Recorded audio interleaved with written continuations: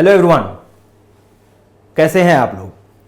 तो अक्टूबर में आपका एसएससी जेईई का एग्ज़ाम है और मुझे पता है सब लोग बहुत ज़ोरों शोर से इसकी तैयारी भी कर रहे हैं। ये जो एग्जामिनेशन है ऑलरेडी इसके डेट्स आ चुके थे कि अक्टूबर में होंगे, बट कल हमारा एसएससी जेईई का नोटिफिकेशन आया है, डिटेल नोटिफिकेशन। वैसे इस नोटिफिकेशन को आना ही था, तो जो तैयारी कर रहे थे उनको वैसे भी इस नोटिफिकेशन से सिर्फ इंफॉर्मेशन मिलेगा और अब फॉर्म भर सकते हैं। आगे वो फॉर्म का भरने का उनका पोर्टल खुल गया, बट इनमें कुछ चेंजेस हैं। तो जो कम से कम बच्चे तैयारी कर रहे थे डेस्परेटली 2023 अक्टूबर में एग्जाम देने के लिए, उनको इसमें जो चेंजेस हुए हैं उसके वजह से कहीं उनके तैयारी में कोई फर्क ना पड़े, वो चेंजेस उनको किस तरह अफेक्ट करेंगे, उन बातों को हम डिस्कस करेंगे। और आज का हमारा वीडियो ही इसी पर्पस पे है। ये नोटिफिकेशन में जो हमारे मेजर जो चेंजेस हैं वो और उसका क्या इंपैक्ट होगा एक स्टूडेंट जो तैयारी कर रहा है। बट मोर और लेस मैं अपने एंड से बताता हूं जो हमने देखा। जो भी बच्चा प्रिपरेशन कर रहा है इसमें और कुछ भी उसको घबराने की जरूरत नहीं है, अपना पूरा तैयारी पूरी मेहनत के साथ करता रहे। जो चेंजेस हैं वो कोई खास ऐसा चेंज नहीं है जो आपके तैयारी को अफेक्ट करेगा। सो स्टार्ट करते हैं इस वीडियो को, बने रहना इस वीडियो के साथ में, ताकि कैसे वो चेंजेस को इनकॉर्पोरेट करना है और क्या इसमें फायदा या नुकसान होगा वो सारा कुछ हम डिस्कस करेंगे। सो ये जो एसएससी जेईई का 2023 का हमारा एग्जाम का नया थोड़ा पैटर्न आया है और जो चेंजेस है, let us see that one. इसमें जो सबसे पहली बात है वो ये है कि डेट्स ऑफ सबमिशन 26 यानी कल से ही स्टार्ट हो गया है। 26 जुलाई से लेके 16 अगस्त तक सबमिशन किया जा सकता है एप्लीकेशन का, ऑनलाइन सबमिशन। ठीक है, फिर जो लास्ट डेट है वो है हमारा 16 अगस्त, 16 अगस्त तक लास्ट फॉर्म को हम भर सकते हैं। उसके बाद हमारा जो नेक्स्ट ऑनलाइन का पेमेंट का है वो लास्ट है तुम्हारा 17 से 18।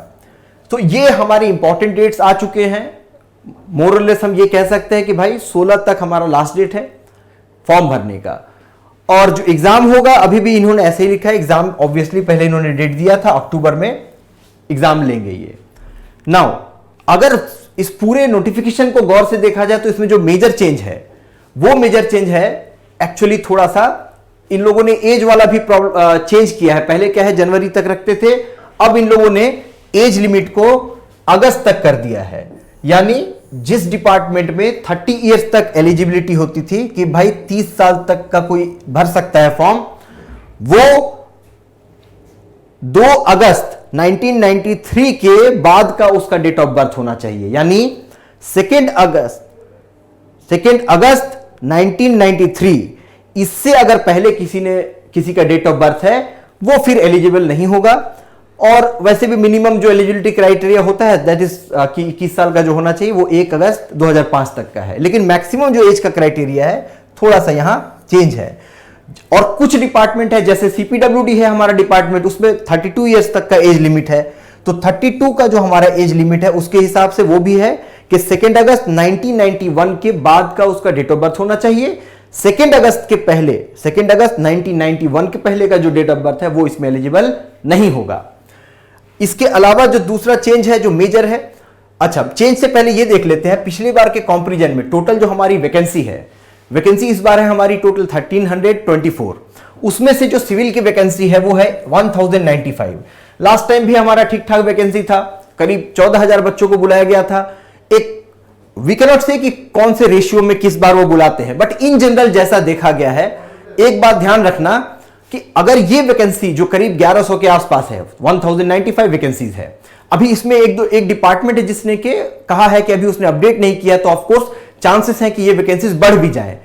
जो डिपार्टमेंट है हमारा वाटर रिसोर्स का, river development and Ganga rejuvenation वाला, इन्होंने वहां लिख रखा है कि अभी इन लोगों ने वहां कितने वैकेंसीज हैं वो नहीं बताया है, but later on they will add. तो ऑफ कोर्स चांसेस है कि ये वैकेंसीज बढ़ जाए, तो हम मान के चलते हैं फिर भी 1100 का हमारा वैकेंसी है।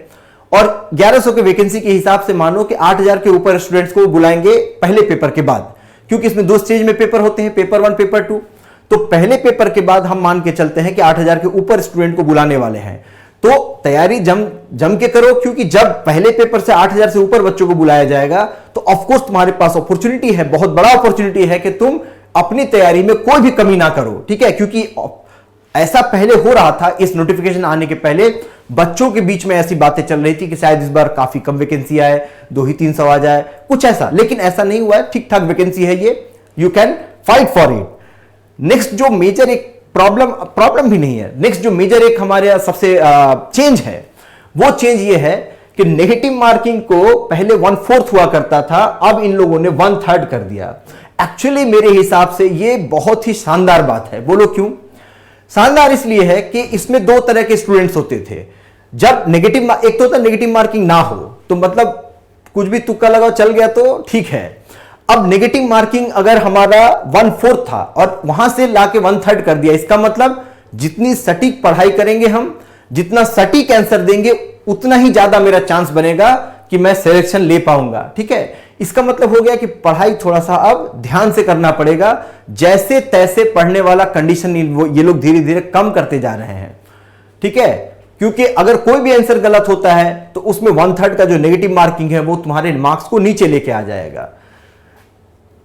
पेपर में पहला पेपर जो है हमारा, वो हमारा हुआ करता था ऑब्जेक्टिव, और दूसरा पेपर जो है वो हमारा हुआ करता था सब्जेक्टिव, यानी मेंस की तरह लिख लिख के, है ना, बड़े लंबे लंबे सवाल होते थे, क्वेश्चंस के लंबे लंबे जवाब होते थे।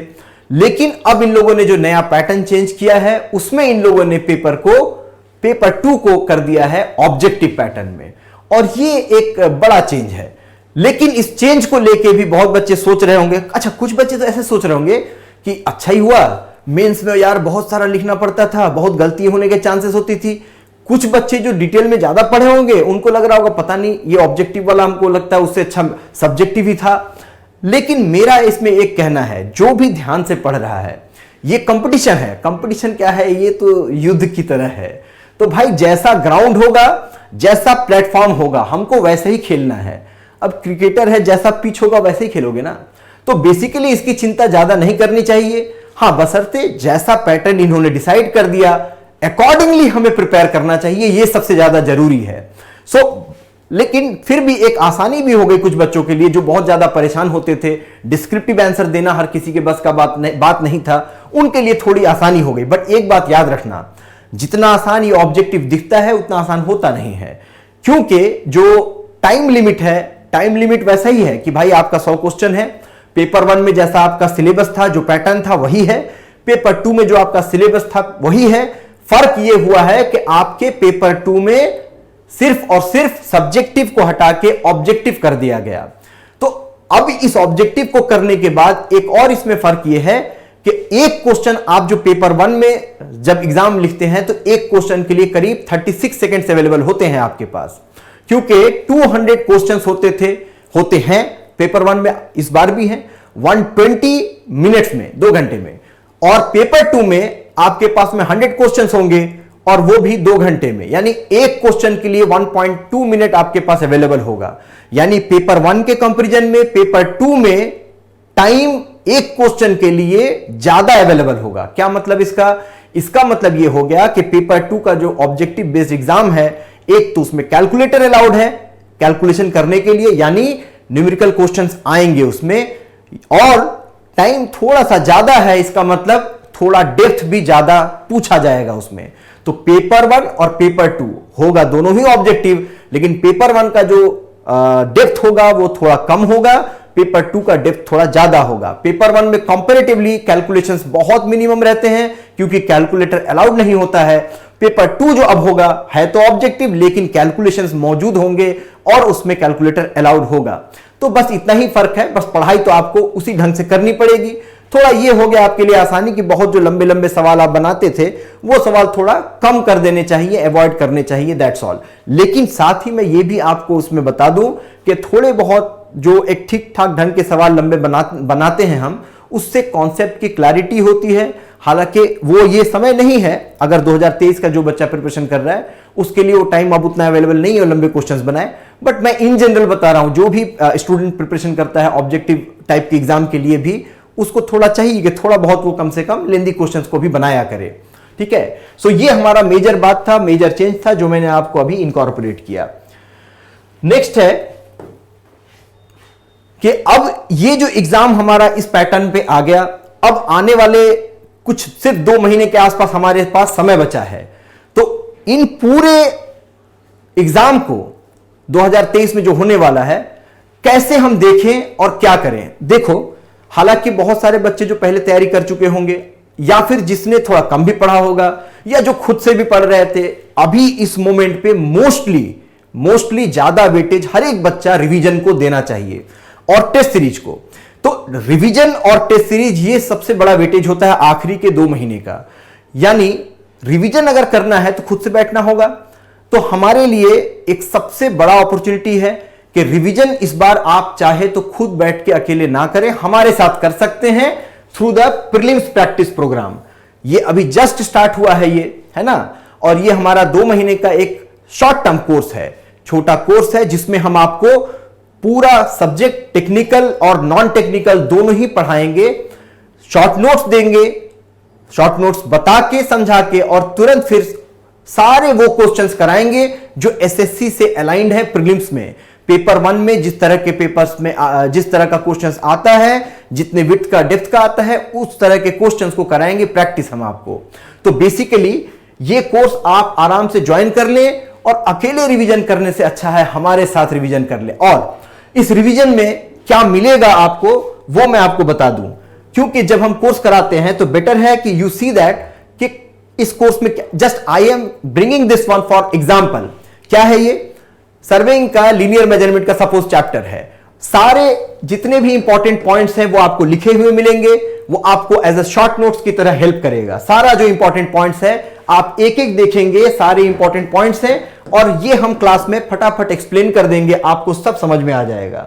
ये सारा जो देख रहे हैं, जैसे ये आपका चेन वगैरह का हो गया, कितने क्या लेंथ है, क्या लिंक है, ये सब कुछ जो भी इंपॉर्टेंट पॉइंट्स है वो हम आपको क्लास में ही करवा देंगे। अब जैसे बहुत सारे इंस्ट्रूमेंट है, क्रॉस स्टाफ हो गया, optical square, prism square, clinometer, tape में अब जैसे क्रॉस स्टाफ में हो गया 3 तरह का, तीनों का क्या खासियत है, या फिर टेप हो गया, टेप में आपका 4 हो गया, उसमें क्या पॉइंट्स याद रखने चाहिए, जो भी शॉर्ट नोट्स में इंपॉर्टेंट पॉइंट्स होते हैं अकॉर्डिंगली सब कुछ हम आपको लिख के देंगे और क्लास में समझाएंगे।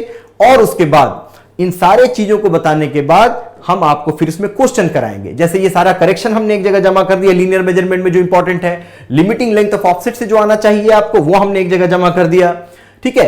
और ये question, there are plenty of question. जैसे अगर इस चैप्टर को कंसीडर करें तो हमारे पास करीब इसमें 40 सवाल हैं। तो पहले हम शॉर्ट नोट्स के थ्रू आपको समझा देंगे और फिर हम आपको क्वेश्चन प्रैक्टिस करा देंगे। I think this will become the most effective revision for any of the student. तो बड़ा ध्यान से और बहुत इत्मीनान से आप इसको, और ये जो मैं दिखा रहा हूं पीडीएफ, आप आराम से इसको डाउनलोड करें। आपके नीचे डिस्क्रिप्शन में लिंक दिया रहेगा, उस लिंक के थ्रू आप डाउनलोड कर सकते हैं। You can see that this is the 39th question, ठीक है। और फिर ये सॉल्यूशंस भी रहेंगे उसमें आपके पास, और ये 40th क्वेश्चन। तो इतने सवाल, हालांकि ये सवाल का नंबर वैरी कर सकता है, कोई चैप्टर में हो सकता है इससे भी ज्यादा सवाल हो, ये रिक्वायरमेंट के हिसाब से है, और किसी चैप्टर में हो सकता है थोड़ा इससे कम भी हो, जितना बड़ा चैप्टर होगा उसके हिसाब से। तो डिस्क्रिप्शन बॉक्स में आपको इसका लिंक मिल जाएगा। तो तैयारी को अपने मत छोड़िए और लग जाइए हमारे साथ, बिल्कुल जुड़ जाइए इस प्रीलिम्स प्रैक्टिस प्रोग्राम में, ताकि जो भी आपके डाउट्स थे पहले, या जो आपके रिवीजन के समय जो आपको अकेले बैठ के मन नहीं करता होगा पढ़ने का, वो सब एलिमिनेट हो जाएगा, isn't it. So that's all from our side. बाकी इसके अलावा जो डिटेल वीडियो है कि फॉर्म भरना है या उसमें कुछ गलतियां हैं जो आप लोगों को नहीं करना चाहिए फॉर्म भरते समय, इस पर भी हम एक डिटेल वीडियो रिसेंटली तुरंत लेकर आएंगे जो आपके लिए हेल्पफुल होगा फर्दर फ्यूचर में। So thank you all of you,